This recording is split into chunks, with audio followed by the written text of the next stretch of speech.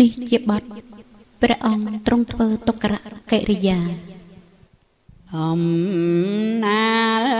កាលអង្គអើយព្រះនេយកង្អើយស្ដេចធ្វើទុក្ករៈក្នុងព្រឹក្សា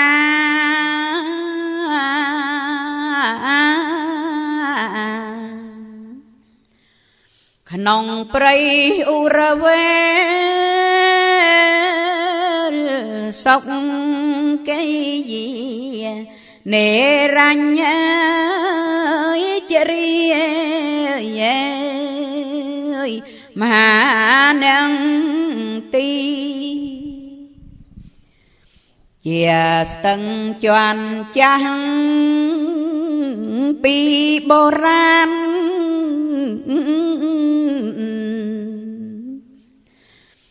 ដែលបានល្បីឈ្មោះសំធរណី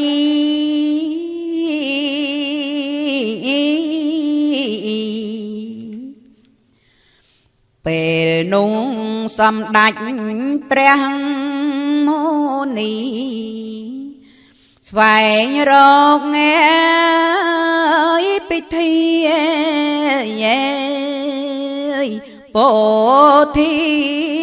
ញាណត្រង់ចូលទៅរៀនក្នុងសំណាក់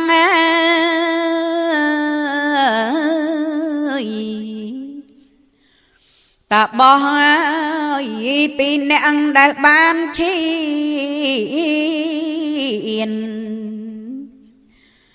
ត្រង់ឃើញថារកប្រយោជន៍គ្មានត្រង់ឈប់សមាទាននឹងគ្រូនោះហើយទៅត្រង់តាំងប្រធានធំ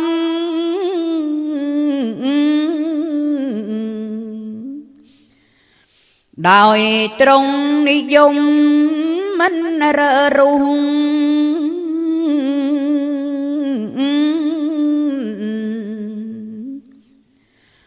ត្រង់តាំងព្យាយាមក្នុងទីនោះមិនបាច់ញ៉ាយពីគ្រោះអ្នកដតីដំបងត្រង់ប្រើខ្យល់ចេញចូលឲ្យមូលប្រមលទៅតាមផ្ទៃ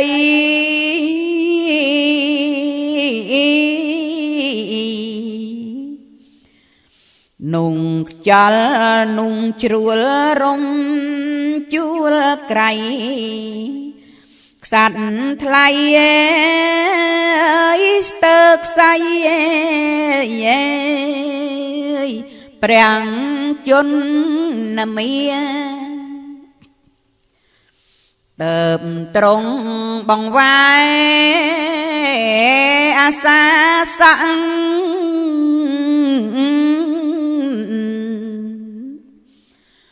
ព្រមទាំងភាសាសង្វិតា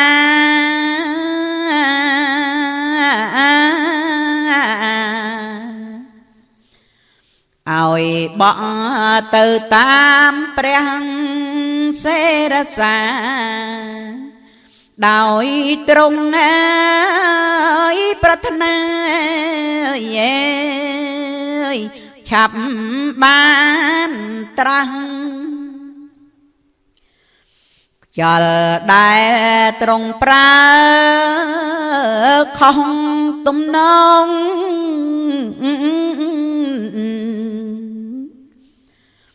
ដំណើរដើមតងប្រែក្រឡាំង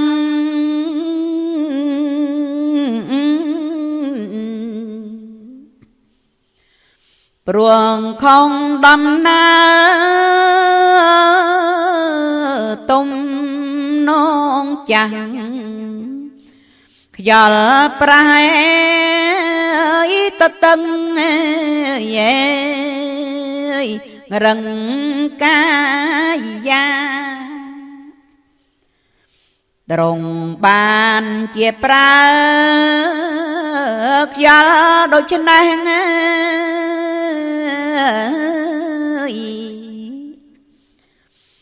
ដោយត្រង់គិតរៀងជ្រួងដំរា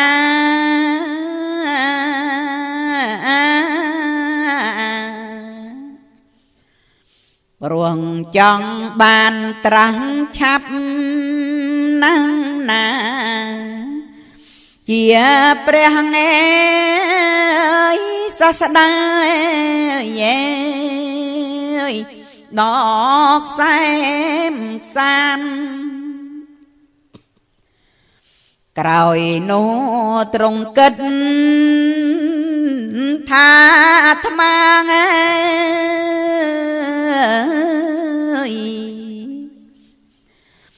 ឆាន់ផូចផុតតាលឹងប្រមាណ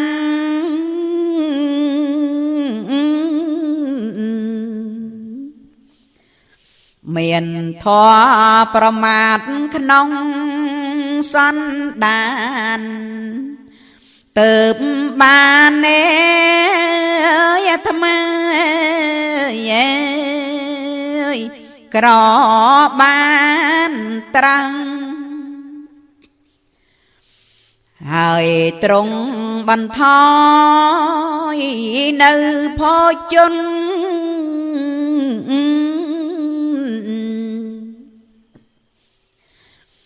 ដោយហេតុត្រង់គុណគិតជ្រាបច្បាំង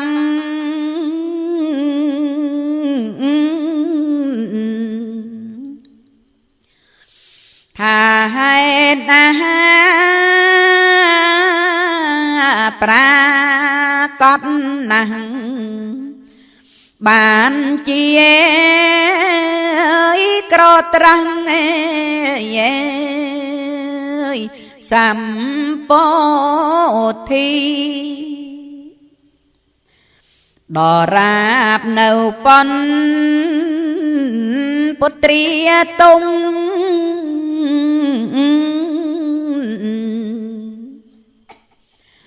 ដោយត្រង់និយមគិតសម្ភា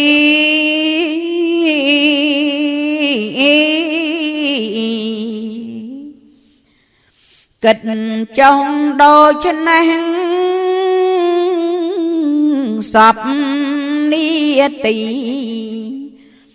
សម្ភាបន្ថយដរាបអង្គ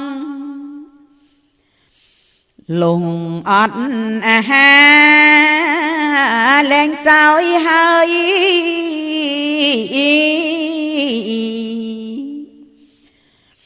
លោកអើយពេលនោះព្រះទ្រង់យង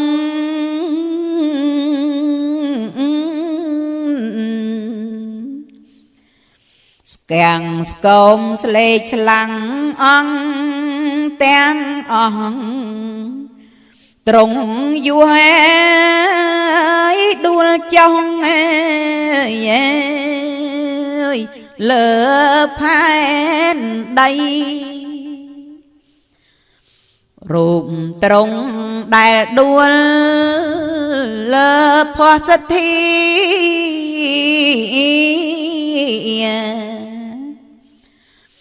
អត់ញាតនានាប្រុសឬស្រី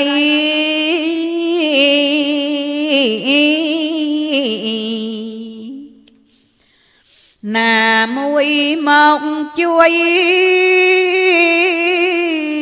ថ្នាក់ថ្នមបីអង្គព្រះអើយចិនស្រីគ្រានោះឡើយ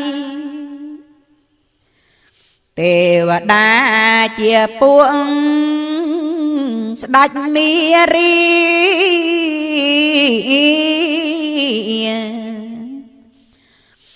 ដឹងថា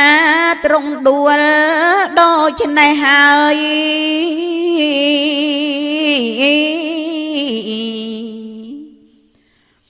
មកពោលចំអកឲ្យប្រងអើយថាសេងអើយថត់អើយអ្នកត្រាំងចុងហើយហោះទៅទូលព្រះបិតា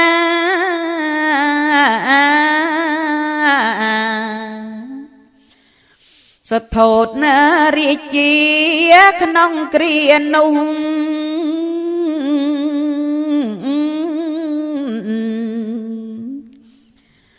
ស្ដេចបានជ្រាបហេតុហើយដូចនោះតែជ្រាបមែហេតុនោះថាមិនពិតចំណែកព្រះនាងមហាមាយា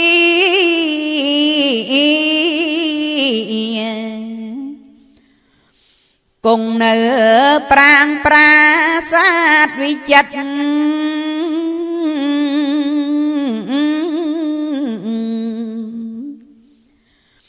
នាងជាមេត្តា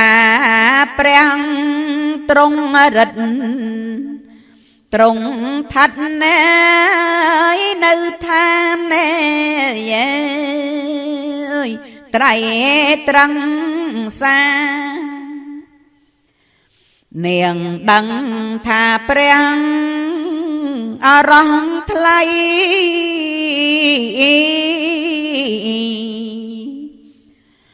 ដួលដេកក្នុងព្រៃអ៊ុងរវេលី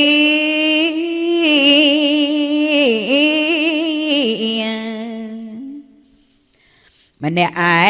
ងកណ្ដែងឥតគ្នាវេទនាលំបាំងអត់ស្រាំងឡើយនាងហោចុះចាងត្រៃត្រង់សា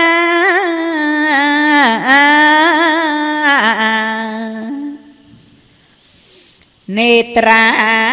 នាងតតយល់ច្បាស់ហើយ